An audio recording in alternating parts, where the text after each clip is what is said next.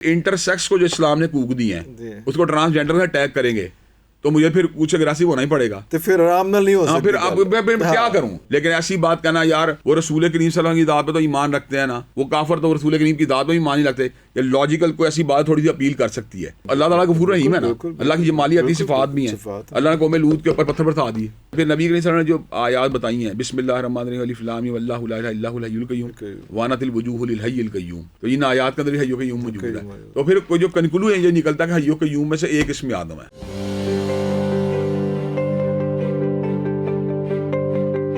کچھ ایسے لوگ ہیں جو احادیث کی کتابوں کا ریفرنس دیتے ہیں، وہ مصدقہ کتابوں کا ریفرنس دیتے ہیں، اور کچھ ڈیجیٹل میڈیا پہ بیٹھ کے جو ہے، لیکن بہت سے علماء ان کے جو ہے وہ اگینسٹ بھی ہو جاتے ہیں۔ آپ سمجھ رہے ہوں گے میں کس کی بات کر رہا ہوں۔ یہ کیا یہ کیوں کانفلکٹ آف اوپینین ہے؟ اصل بات یہ ہوتا ہے کہ قرآن مجید نے اللہ تعالیٰ نے علماء یہود کا ذکر کیا ہے، یحرفون الکلم عن مواضعہ، وہ ان کے آیات کا جو اطلاق ہوتا ہے اس کو ہٹاتے تھے اور اس کو کہیں اور پہ اس کو نافذ کرنے کی کوشش کرتے تھے۔ احادیث کے اس مفہوم کو جو کہ صدیوں سے سمجھا جا چکا ہے اور جو ڈیفائنڈ ہے، اس کو ایک نیا رنگ دینا جس سے کہ اس مفہوم کی مکمل مخالفت ہوتی ہو جو صدیوں سے جاری ہے، تو الٹیمیٹلی پھر ہمیں اس کی مخالفت کرنی پڑے گی۔ ہم جب یہ بات محسوس کریں گے یار اس کے نتیجے میں جو ٹیکسٹ تو ٹھیک ہے لیکن کنکلوژن غلط ہے، اب کنکلوژن کے لیول کے اوپر ٹیکسٹ اور کنکلوژن کے درمیان جو ایک ہم آہنگی ہونی چاہیے، اس ہم آہنگی کو پرکھنے کے لیے یا اس تک پہنچنے کے لیے آپ کی علمی سطح اس لیول پہ ہونی چاہیے جو عالم کی سطح ہے۔ جب آپ ایک لے مین کی صورت دیکھتے ہیں، کئی مرتبہ آپ کو وہ انٹرپریٹیشن بھی بڑی اپیل کاری ہوتی ہے جو ایسے بندے کاری ہوتے ہیں جن کو علماء اپوز کرتے ہیں، تو علماء اپوز اصل میں ان لوگوں کو نہیں کرتے، علماء اپوز ان کی اس رائے کو کرتے ہیں جو رائے صدیوں سے جاری تسلسل کو بالکل جو ہے نظر انداز کر کے ایک نیا راستہ دے رہی ہوتی ہیں، اور جس راستے کے اندر اسلام کے اس فنڈامنٹل کنسیپٹ کے اوپر ضرب بھی لگ رہی ہوتی ہے۔ مثال دے رہا ہوں، عقیدہ ختم نبوت کے جو منکرین ہیں وہ علماء کے نزدیک جو ہے نا عام کافروں سے زیادہ بدتر ہیں، لیکن ایسی بات کہنا یار وہ رسول کریم صلی اللہ علیہ وسلم کی ذات پہ تو ایمان رکھتے ہیں نا، وہ کافر تو رسول کریم کی ذات پہ ایمان نہیں رکھتے، یہ لاجیکل کوئی ایسی بات تھوڑی سی اپیل کر سکتی ہے، لیکن جو اس اسلام کی اسپرٹ کا تھا یہ بات ہم مانگ نہیں ہے، تو اس لیے علماء پھر یہ بات کرتے ہیں یار جو کنکلوڈ کرنے کی کوشش کی ہے، اپیرنٹلی اس میں چاہے کوئی بدن بھی ہو لیکن یہ در حقیقت بدن نہیں ہے بلکہ لوگوں کو کنفیوز کرنے کی یہ کوشش ہے۔ یہ وہ چیزیں ہیں جن کی بنیاد کے اوپر ہم یہ بات سمجھتے ہیں کہ ایسی انٹرپریٹیشن جو کہ اس انٹرپریٹیشن کے یکسر خلاف ہو جو صدیوں سے علماء سمجھ چکے ہیں اور صدیوں سے امت میں اسٹیبلش ہے، اور اس کو ریفیوٹ کرنا صرف عقلی ایک یعنی کیسا ایک نریٹو پیش کر کے جس میں عقل کا تو کچھ اپیل موجود ہو لیکن علم کی اس میں مخالفت ہوتی ہے، اس لیے علماء ان کی بات کو مخالفت کرتے ہیں۔ ادروائز حدیث سے ریفرنس دے کے وہی مفہوم اخذ کرنا جو حدیث کا بنتا ہے، اس کو تو کوئی عالم جو ہے نا وہ اس کو کبھی بھی کنڈیم نہیں کر سکتا، کوئی چیلنج نہیں کرے گا، کوئی نہیں چیلنج کر سکتا۔ تو آپ یہی کہیں گے کہ یہ لوگ جو ہیں پھر ان کے ساتھ کیا کیا جائے؟ ان کو ایسے ہی ہر باری ان کو چیلنج کرنا پڑے گا ہر چیز میں؟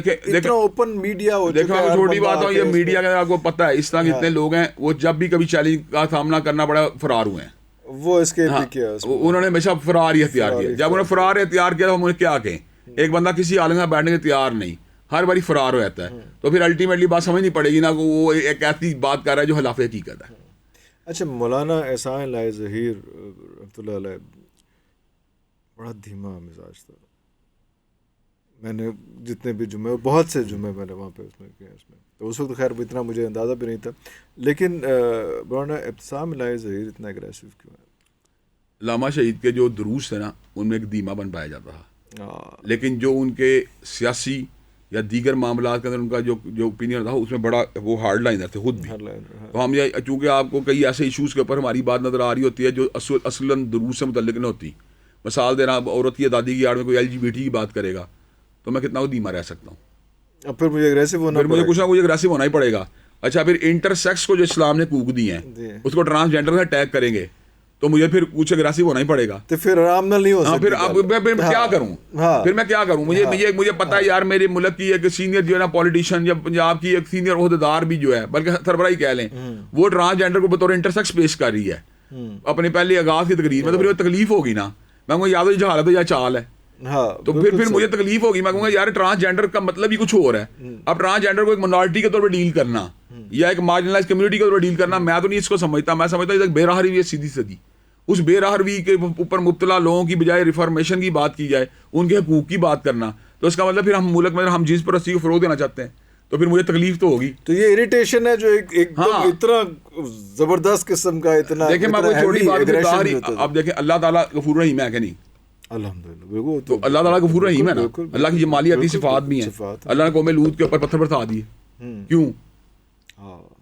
آپ سمجھیں بات, اس کا مطلب اللہ تبارک و تعالیٰ کی جہاں پہ جمالیاتی صفات ہیں وہاں پہ اللہ تبارک و تعالیٰ جو حد سے تجاوز کرنے والے لوگ ہیں ان کے ساتھ پھر مجرم والا احتساب بھی کرتے ہیں. تو اللہ تبارک و تعالیٰ کے بندوں کے اندر یہ بات پائی جاتی ہے کہ وہ عمومی طور پہ دھیمے ہوتے ہیں, اور لوگوں کا وہ کہتے ہیں ہو ہلکا یارہ تو بریشم کی طرح نرم, رزم حق و باطل ہو تو فولاد ہے مومن. تو مومن کو پھر مجبوراً وہ پھر وہ ریئیکشن دینا پڑتا ہے, وہ مجبور ہو جاتا ہے, وہ کیا کرے, شوق سے یا خوشی سے نہیں ہوتا. میں وہ چھوٹی بات ہوں, یہ بھی کوئی ایکٹنگ بھی نہیں ہوتی, یہ ریفلیکس ہوتا ہے. ریفلیکس اس طرح کا ہوتا ہے, مثال دے رہا ہوں, آپ کے بچے کو کوئی لگ جائے, وہ جس طرح کہتے ہیں چوٹ لگ جائے تو آپ چیختے ہیں وہ پھڑو پھڑو انو, بالکل کیوں؟ وہ ایک ریفلیکس ہوتا ہے. اچھا آپ کو کوئی آپ ہنڈیا تیز اوپر اسے آگ لگی ہو, آپ اس کو چھو لیں او کر کے آپ ایک چیز نکلتی ہے آپ کی. یہ جو ہوتا ہے نا, جب آپ دیکھتے ہیں منکرات کی کھلے عام حمایت کی جا رہی ہے اور معروف کو کنڈیم کیا جا رہا ہے, تو آپ کا ایک ریفلیکس ہوتا ہے, وہ آپ کے اندر سے نکلتا ہے اور منکرات کو گلوریفائی کیا جا رہا ہے. تو پھر آپ کیا کر سکتے, پھر آ جاتی ہے زبان پہ, you have to be loud. ہاں پھر وہی میں کہتا ہوں, کیا کہتے ہیں وہ یہ کہتے ہیں وہ افسوس بے شمار سخن ہائے گفتنی خوف فساد خلق سے نہ گفتہ رہ گئیں. تو میں یہ بات سمجھتا ہوں کئی مرتبہ ہم بات بھی نہیں کرتے, لیکن پھر جب لوگ مجبور کرتے ہیں بات کرنے کے اوپر تو بتائیں پھر تلخ نوائی کے علاوہ کیا کرے بندہ, اب اس کے اوپر ہنس تو نہیں سکتا. یعنی جب جس وقت انسان کا دل اور روح جو ہے بے چین ہو, میں کو اپنی فیلنگ آپ کو بتاتا ہوں, کئی مرتبہ ایسا ہوتا ہے کہ جب میں اس طرح کی بات سنتا ہوں جس کا تعلق منکرات کی محض سے ہوتا ہے یا معروف کی مخالفت سے ہوتا ہے, تو میری اندر پیلپیٹیشن کی کیفیت پیدا ہوتی ہے. جب میرے اندر میرا دل ایک بالکل ہفکان کی چلے جائے, میں کیا کروں, میں اس کو کتنا ہنس کے ٹال لوں گا. آپ نے مجھے گالی جتنی مرضی دے مجھے کوئی ٹینشن نہیں, آپ نے مجھے برا بلا کہنا کہی جائے مجھے کوئی ٹینشن نہیں, کیونکہ میں سمجھتا ہوں کہ ہماری تعلیمات ہی یہی ہے کہ آپ کی ذات کی کوئی اہمیت نہیں اسلام میں. دائی کی ذات کو جو مرضی وہ کہہ لے, لیکن جب آپ کے یعنی مقتدر شاعر کی بات, شاعر کی مذمت کی جائے, شاعر دین کے اوپر اٹیک کیا جائے, تو پھر ہم کتنا وہ ٹھنڈا رہ سکتے ہیں. بالکل یہ بات تو بالکل ٹھیک ہے. اچھا والدین کی طرف سے کوئی, کیونکہ اتنا علم اور اتنا دین اور اتنی پڑھائی اتنی ریاضت, کوئی یہ جو ایک چیز ہم بار بار کہتے ہیں, کوئی اس میں اعظم بھی کوئی عطا ہوا, کوئی پتہ چلا؟ اس میں اعظم ظاہری بات ہے نبی کے صلی اللہ علیہ وسلم نے خود ہی بتا دی ہے. آپ نے یعنی اپنی جو آپ نے جن آیات میں اس میں آدم کے ہونے کا ذکر کیا ہے, جب ان کا کنکلوژن کیا جائے, کنکلوڈ کیا جائے تو یا حی یا قیوم میں سے ایک اس میں آدم ہے, یا الحی ہے یا القیوم ہے. جب بھی اللہ تعالیٰ سے دعا مانگی جائے گی یا حی یا قیوم کے ساتھ دعا قبول ہوگی. اس لیے ہم یہ بات دیکھتے ہیں حدیث میں بہت سے اہم اذکار ایسے ہیں جن میں یہ ایمبیڈ ہیں, جن کے اندر ہی ہیں.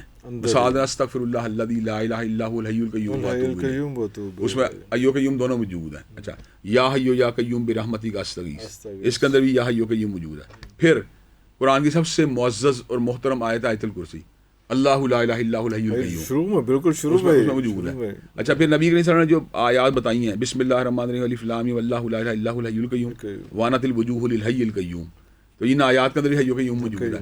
تو پھر کوئی جو کنکلو ہے یہ نکلتا ہے کہ حی و قیوم میں سے ایک اسم آدم ہے.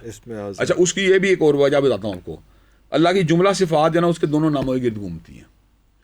اللہ حی ہے اس لیے سمیع ہے, اس لیے بصیر ہے, اسی لیے خبیر ہے, کہ اس میں زندگی لامحالہ زندگی یعنی لا سوال زندگی اس کو جو ہے نا اس کے پاس موجود ہے.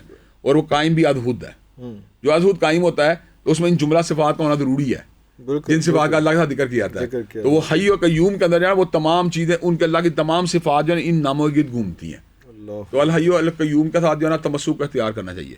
جو الحی القیوم کا تمسک اختیار کر لیتا ہے تو اس کو جو ہے نا وہ مل جاتی ہے منزل. اللہ